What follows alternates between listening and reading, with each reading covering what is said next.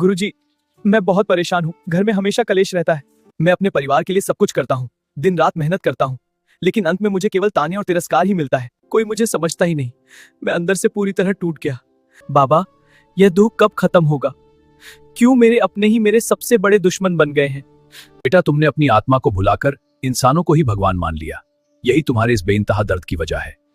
तुमने परमात्मा की जगह संसार में प्रेम ढूंढा और बदले में तुम्हें केवल आंसू मिले।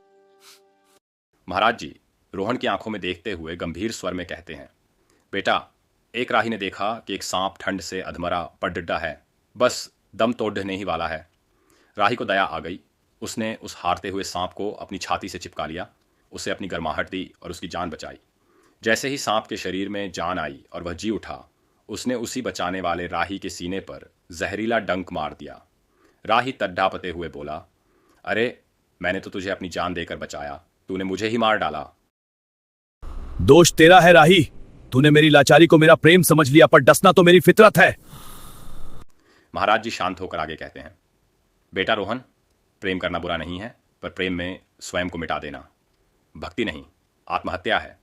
प्रेम करना महानता है, पर किसी जहरीले को अपने दिल में जगह देना मूर्खता है। तूने अपनी दया की आड़ में उनके अस्तित्व को नज़रअंदाज किया। अब रो मत, उठ और यह गांठ बांध ले। दुनिया को उतना ही पास आने दो कि वो तुम्हारे गले लग सकें, इतना नहीं कि वो तुम्हारा गला घोंट सकें।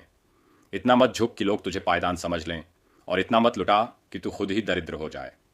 अब जाग और खुद को उस प्रेम से आज़ाद कर जो तुझे जहर दे रहा है।